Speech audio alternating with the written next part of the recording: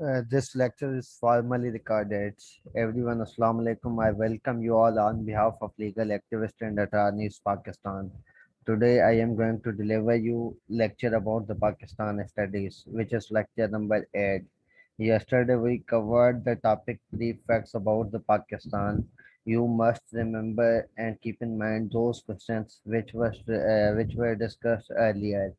So today I am going to teach you basically the framework of governments, prime minister, governor general, and plus constitutional committees and the creation of constitution. बेटा आप अपने आप को mute कर लें जो भी है बेसिकली डिस्टरबेंस हो रही है आपकी वजह से.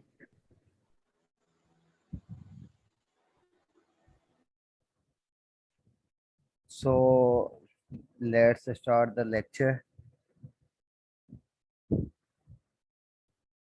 इंट्रोडक्शन. मैं आपको बेसिकली ये जो चीज़ें बताता जा रहा हूँ ये जो हाईलाइटेड हैं जो मैंने बोर्ड की हुई हैं ये रिपीटेड क्वेश्चंस भी हैं प्लस में इम्पोर्टेंट भी हैं जो आपने कीप इन माइंड करने हैं प्लस में इस हिसाब से तैयार करने हैं. मैं बेसिकली पहले आपको जो पढ़ाता रहा हूँ वो एमसीक्यूज बेस्ड था लेकिन आज का जो टॉपिक है वो थोड़ा थ्योरी बेस है जिसमें मैं थ्योरी वाइज आपको बताता चलूँगा और जो चीज़ें इंपॉर्टेंट हैं वो बोर्ड की हुई लेक्चर में. So let's start the lecture. Pakistan is the first nation in the world whose creation was based upon the religion motives. It was because of this reason that the popular and famous slogan of Pakistan ka matlab kya. Basically, we divided on the basis of nation. You know all about the two nation theory that Muslim and Hindu are two separate nations. So Muslims were based upon the slogan that Pakistan ka matlab kya La ilaha illallah. So basically, we are Muslim and we got this state or the country on the basis of our religion. But at the very outset of its establishment, it had no Islamic constitution of its own. इसके पास पहले Islamic constitution नहीं था. So according to the Independence Act of 1947, the Government of India Act 1935 with certain amendments was adopted by the Pakistan. हमने जो adopt किया था वो Indian Act of 1935 को किया था इंडिपेंडेंस एक्ट ऑफ 1947 में जो कि मैं आगे आपको बता रहा हूँ कि इंडियन एक्ट ऑफ 1935 को जब हमने मॉडिफाई करके अपने लिए इवॉल्व किया तो वो हमारा एज इंटरम कॉन्स्टिट्यूशन यूज होता रहा है. तो क्वेश्चन ये आता है कि कौन से एक्ट को हम as a interim constitution use करते रहे हैं. So the answer is government Indian act of 1935. So first constituent assembly का मतलब ये था कि creation of constitution, drafting of constitution, enactment of constitution, proposing of constitution.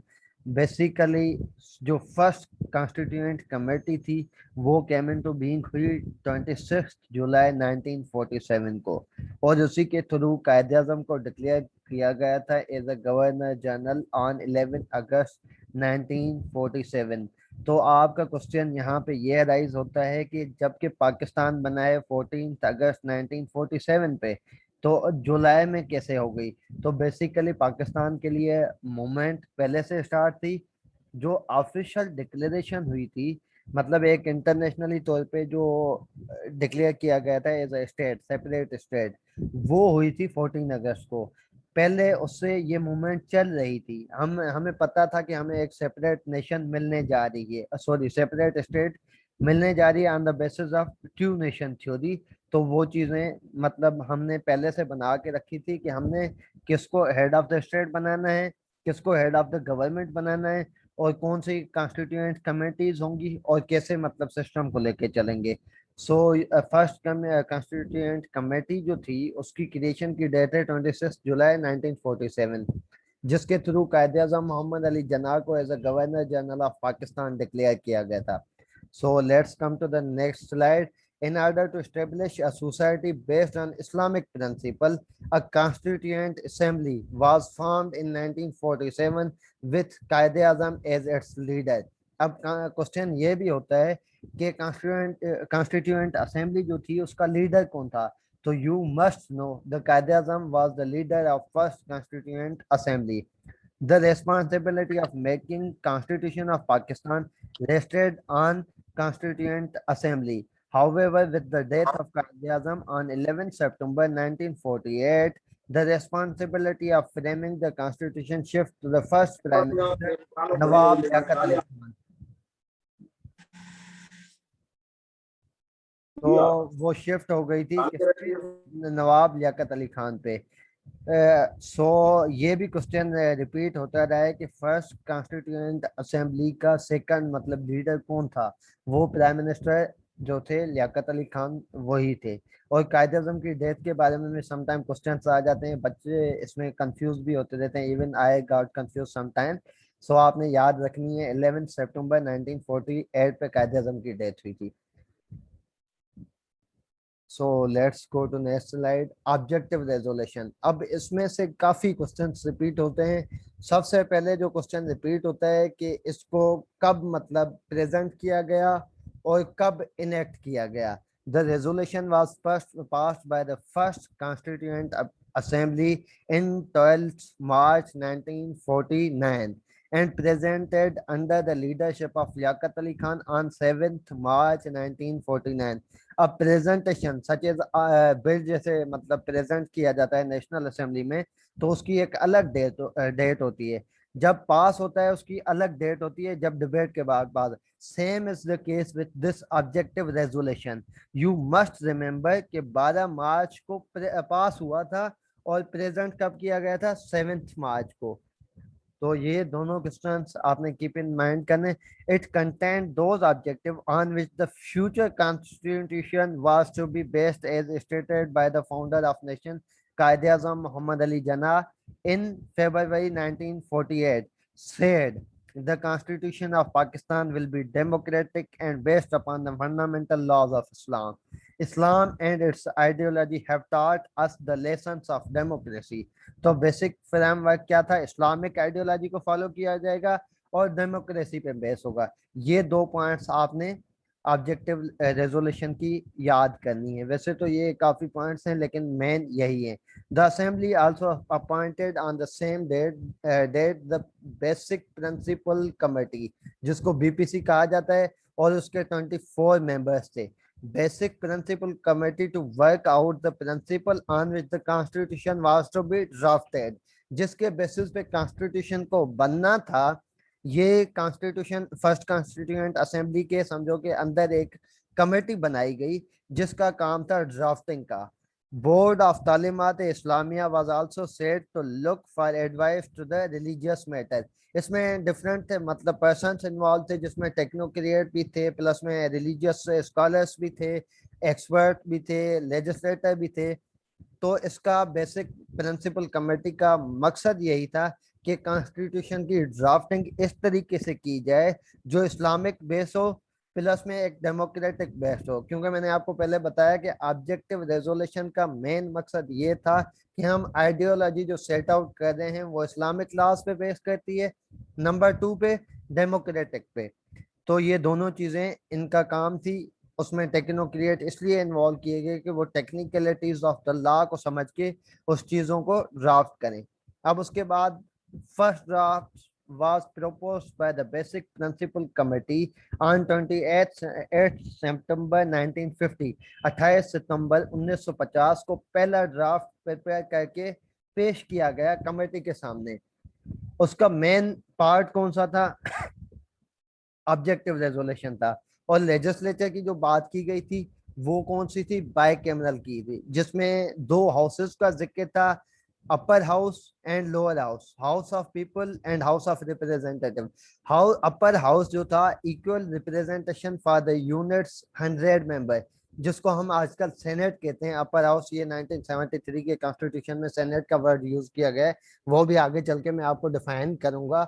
अब लोअर हाउस का क्या था, हाउस ऑफ पीपल, जिसको हम आजकल नेशनल असेंबली कहते हैं। On the basis of population 400 member थे और यहाँ पे नेशनल लैंग्वेज उर्दू को डिक्लेयर किया गया था। अब इस पे क्या हुआ था, काफी क्रिटिसिज्म हुई थी, जिसकी वजह से इसको मतलब अप्रूव नहीं किया गया था और कमेटी को सेकंड ड्राफ्ट तैयार करना पड़ा था। अब मैं बताता हूँ बेसिक कहाँ पे मतलब क्रिटिसिज्म हुई। पहली चीज तो ये, जो कॉन्स्टिट्यूशन का फर्स्ट ड्राफ्ट था उसमें इस्लामिक के वे में कोई ऐसी चीज क्लियर नहीं थी। नंबर टू, आपका जो ईस्ट और वेस्ट पोर्शन थे ना, ईस्ट जिसको हम बंगाल कहते हैं और वेस्ट को जो हम पाकिस्तान अभी हैं आफ्टर द सेपरेशन और द पार्टीशन ऑफ बंगाल, तो उनकी सीट्स का मामला था। नंबर थ्री, उनकी लैंग्वेज का इशू था। अब यहाँ पे लिखा हुआ है नेशनल लैंग्वेज उर्दू, तो उस टाइम में बंगाल जो थी, ईस्ट पाकिस्तान जो था, उसका भी काफी रेशो यहाँ पे मतलब पाया जाता था, मतलब उनकी काफी मेजॉरिटी थी। उसके होते हुए भी उनको एक बंगाली लैंग्वेज को नेशनल लैंग्वेज का डिक्लेयर नहीं किया गया। सो इस क्रिटिसिज्म के बेसिस पे क्या किया गया, इसको सेट असाइड किया गया। उसके बाद क्या हुआ कि नेक्स्ट मतलब वो और क्या कहते हैं ड्राफ्ट तैयार किया गया।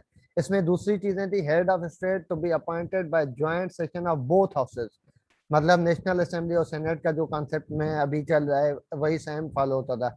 हेड ऑफ स्टेट में proclaim declaration in emergency, emergency में जैसे such as power of ordinance वगैरह अभी भी प्रेसिडेंट के पास है, वही बात की है ये। और दूसरी चीज ये कि मतलब किस बेसिस पे उसको नल एंड वाइड कर सकता था और प्लस में वो इसको डिसॉल्व भी कर सकता था, ये पावर गिवन थे। हेड ऑफ स्टेट में भी मुस्लिम और नॉन मुस्लिम, मतलब यहाँ पे एक मेजर क्रिटिसिज्म इस बात पे भी आई थी कि हेड ऑफ स्टेट में भी मुस्लिम और नॉन मुस्लिम। तो ये कैसे हो सकता है कि कोई नेशन जो अपनी चीज बनाई, अपना मतलब एक स्टेट क्लेम रिलीजियस के बेस पे कर रही है, जिसकी मेजॉरिटी 97% मुस्लिम है, उसमें हेड ऑफ द स्टेट हम कैसे बनाए जो कि नॉन मुस्लिम हो। तो इस पे रिलीजियस स्कॉलर्स ने बड़ा क्रिटिसाइज किया था। उसके बाद parliament can charge him by 2/3 majority. Impeachment का और रिमूवल का कंसेप्ट अभी भी है कॉन्स्टिट्यूशन ऑफ 1973 में। वो जब उस टॉपिक पे 1973 के कॉन्स्टिट्यूशन पे आएंगे तो मैं वहां पे आपको ये बता दूंगा। He was given power to break the constitution. मैंने आपको बताया था कि टेक ओवर का कंसेप्ट पहले भी है। मार्शल आर्ट लगती रही है, जब फर्स्ट लेक्चर हुए हैं, जब मैं इनिशियल लेक्चर दिया था पहले, मैं उसमें बताया था कि मतलब जो हमारे पास कॉन्स्टिट्यूशन की एब्रोगेशन का कॉन्सेप्ट था, जिसमें कॉन्स्टिट्यूशन को सेट असाइड किया जाता था या सबरोगेट किया जाता, तो ये चीज पहले पावर गिवन थी। अभी जो जरदारी साहब ने 18th अमेंडमेंट में आर्टिकल 58(2) भी को नल एंड वाइड किया था, उसकी चेंजिंग की थी, president to dissolve the parliament, sorry, to dissolve the national assembly, president to dissolve the national assembly with the advice of prime minister. पहले ये सोल पावर किसको थी, प्रेसिडेंट को थी।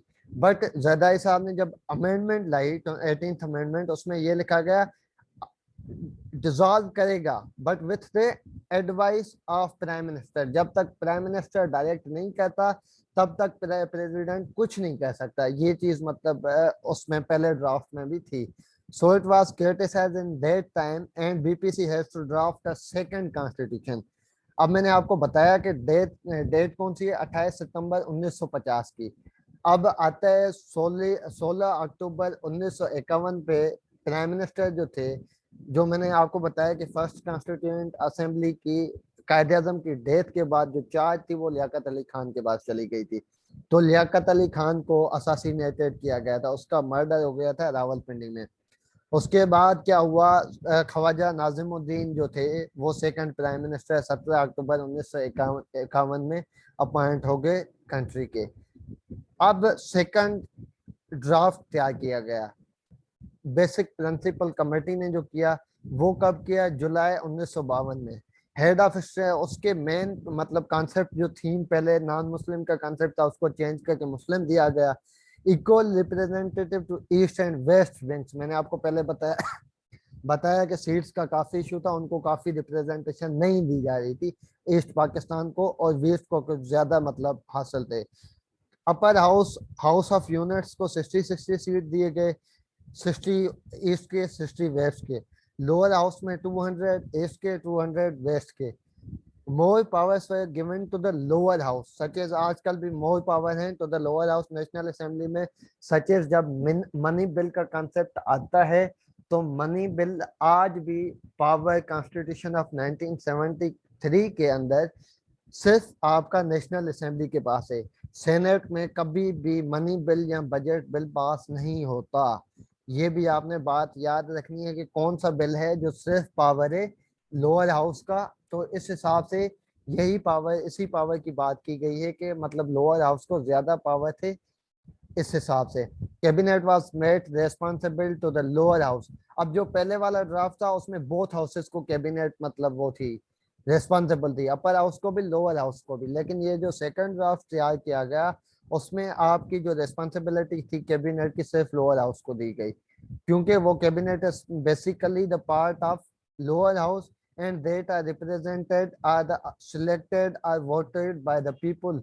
That's why the power of presenting or passing money bill is only given to lower house. इस वजह से lower house को ये पावर भी दिया गया है। फर्स्ट टाइम इस पे क्रिटिसिज्म हुई थी पंजाब की तरफ से सीट के हवाले से, क्योंकि पहले सीट्स वो रिप्रेजेंटेशन 400 सीट थी, उसमें प्रोविंस और पॉपुलेशन के बेसिस पे थी। लेकिन इस सेकंड ड्राफ्ट में क्या किया गया था, अलग से मतलब दिया गए थे 200 मतलब ईस्ट को और 200 वेस्ट को।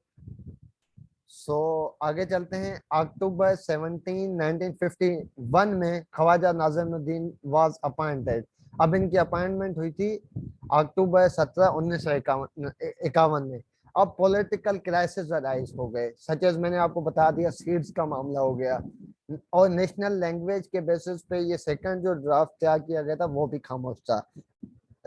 तो जब मतलब पॉलिटिकल क्राइसिस अराइज हुए इस बेसिस पे, हेड ऑफ स्टेट के बेसिस पे वगैरह वगैरह, तो उसमें क्या हुआ, तो प्राइम मिनिस्टर को घर भेज दिया गया। कब भेज दिया गया? 17 अक्टूबर 1953 को।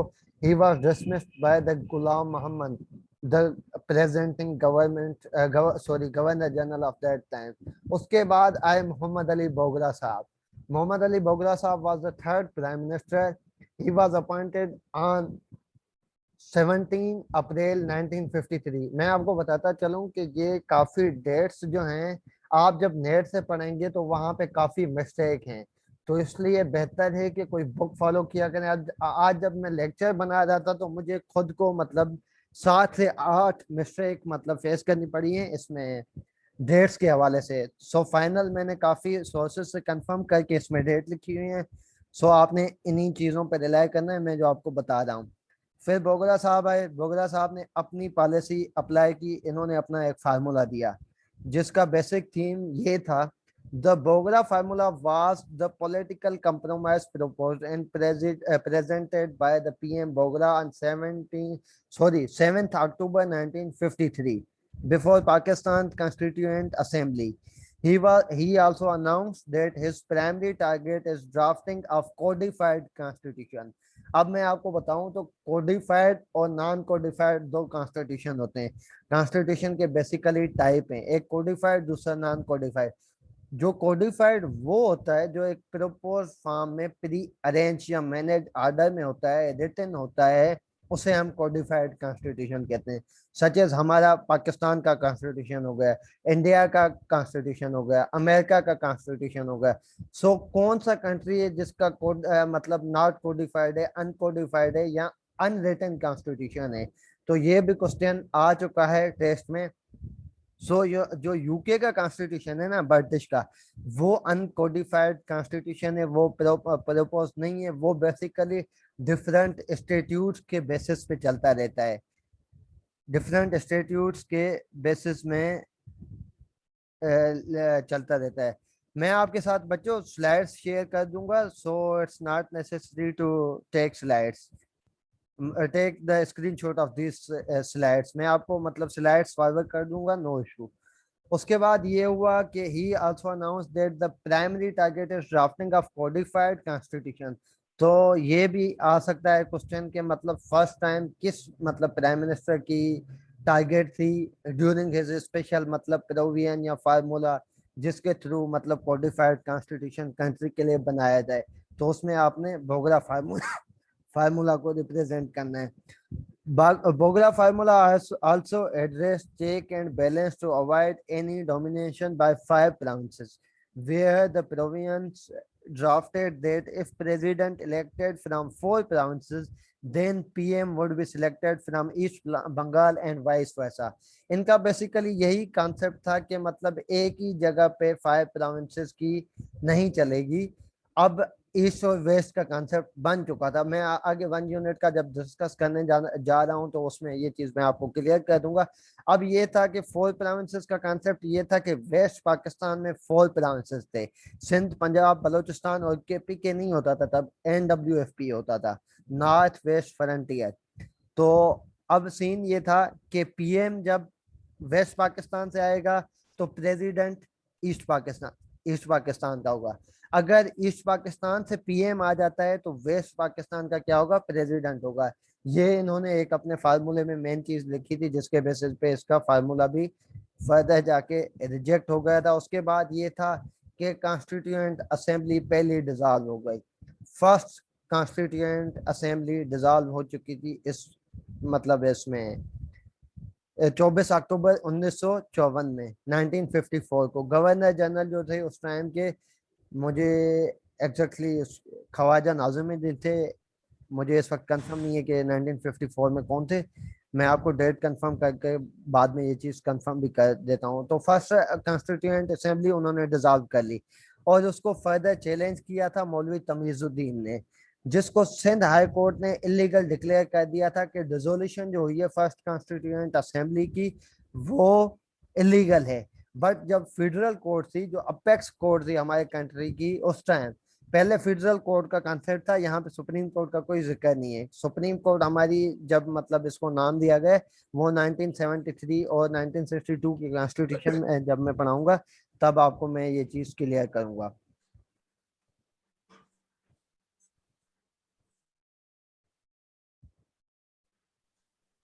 सो रेजोल्यूशन को लॉफुल डिक्लेयर करके मतलब वो रेजोल्यूशन को मेंटेन कर दिया गया था। उसके बाद हुई थी सेकंड कॉन्स्टिट्यूएंट असेंबली। अब सेकंड कॉन्स्टिट्यूएंट असेंबली गुलाम मोहम्मद कॉल्ड, जनरल गुलाम मोहम्मद जो थे उन्होंने क्या किया, called a convention on 10th May 1955. All its members were to be elected indirectly by the provincial assemblies. अब मैंने आपको पहले भी बता दिया कि प्रोविंशियल असेंबलीज जो थी उनमें से इनडायरेक्टली इसकी सिलेक्शन की गई, सॉरी इलेक्शन हुई, और प्लस में सेकंड कॉन्स्टिट्यूएंट असेंबली मतलब क्रिएट की गई या कैम इनटू बीइंग हुई। उसके बाद क्या हुआ, बोगला फार्मूला जो था मैंने आपको पहले पहले बताया कि वो फेल हो चुका था। उसके बाद 1 यूनिट प्रोग्राम स्टार्ट हो चुका था। It was handled by uniting all the west Pakistan unit into 1 unit on October 30, 1955। 12 अगस्त 1955 Mohammad Ali Bogra was gone to home, उसको घर भेज दिया गया था। And Chaudhry Mohammad Ali was the fourth prime minister. अब यहाँ पे चौधरी मोहम्मद अली और मोहम्मद अली बोगरा में आपने कभी भी कंफ्यूज नहीं होना। Third prime minister Mohammad Ali Bogra थे, फोर्थ फोर्थ जो प्राइम मिनिस्टर थे वो चौधरी मोहम्मद अली थे। मोहम्मद अली दोनों का नाम है लेकिन एक बोगरा है दूसरा चौधरी है। So 1 unit that was controversial and integrated 4 provinces into the single state and started advocating his ideas, said there would be no helpers। मैं आपको बताता चलूं कि स्टेट का कॉन्सेप्ट होता था स्टेट विद इन स्टेट। आपने खैबर स्टेट का सुना होगा, बहावलपुर स्टेट का, और बलोची, पठान, सिंधी, पंजाबी, बंगाली कोई नहीं होगा। इन्होंने कहा था एक ही यूनिट होगा जिसके बेसिस पे हम रिप्रेजेंटेशन देंगे, जिसमें ईस्ट और वेस्ट पाकिस्तान का कॉन्सेप्ट तब भी मतलब थोड़ा बहुत रिलाय करता था, जो कि बोगरा का कॉन्सेप्ट था, मैंने आपको पहले उसमें डिस्कस किया। अब क्या हुआ, जब 1 यूनिट रिप्रेजेंटेशन मिल गई उसके बेसिस पे आपकी कॉन्स्टिट्यूएंट असेंबली सक्सेसफुल होती है और फर्स्ट पाकिस्तान का कॉन्स्टिट्यूशन 1956 में बन जाता है, ड्राफ्ट हो जाता है, जिसको कॉन्स्टिट्यूएंट असेंबली कुछ अमेंडमेंट्स के थ्रू अप्रूव कर देती है। अब इस जो फर्स्ट कॉन्स्टिट्यूशन है इसमें से जो क्वेश्चंस आते हैं वो ये है, द मतलब कि इसकी इनेक्टमेंट कब हुई, कब पेश किया गया, और प्लस में उस टाइम का प्राइम मिनिस्टर कौन था, और फर्स्ट PM जो था वो कब रिमूव हुआ था, by vote of no confidence. Vote of no confidence मतलब ये कि आपके जो मेंबर ऑफ पार्लियामेंट होते हैं वो वोट पास करके क्या करते हैं, वोट ऑफ नो कॉन्फिडेंस का मतलब वोट देते हैं उसके अगेंस्ट के फलां मेंबर को रिमूव किया जाए। सो चौधरी मोहम्मद अली को वोट ऑफ नो कॉन्फिडेंस अपनी पार्टी के लोगों ने दे के उसको उस सीट से, प्राइम मिनिस्टर की सीट से उतार दिया था। अब कहते हैं पहले तो कॉन्स्टिट्यूशन सक्सेसफुल नहीं हुआ। अब जब सेकंड वो थी कॉन्स्टिट्यूएंट असेंबली, उसने मतलब ये 9 जनवरी 1956 में अपना फर्स्ट ड्राफ्ट मतलब प्रेजेंट किया with certain amendment. It was approved on 29th जनवरी 1956 और on March 23rd March 1956 it was promulgated as Constitution of Pakistan। सो इसने प्रॉपर कॉन्स्टिट्यूशन की इनेक्टमेंट या इन्फोर्समेंट जो हुई थी वो 23 मार्च 1956 को हुई थी। ये जो मैंने रेड की हुई है स्लाइड में ये काफी इंपॉर्टेंट है, इस वजह से मैंने रेड किए हुए हैं।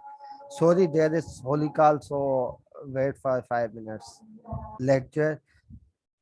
It was promulgated as a constitution of Pakistan. Promulgated का मतलब है इन्फोर्समेंट, मतलब इस डेट पे कॉन्स्टिट्यूशन इन्फोर्स हो चुका था। एक चीज होती है पास होना, उसके बाद होती है इन्फोर्स होना, दूसरी चीज होती है प्रेजेंट करना। ड्राफ्टिंग करना उससे पहले का स्टेप होता है।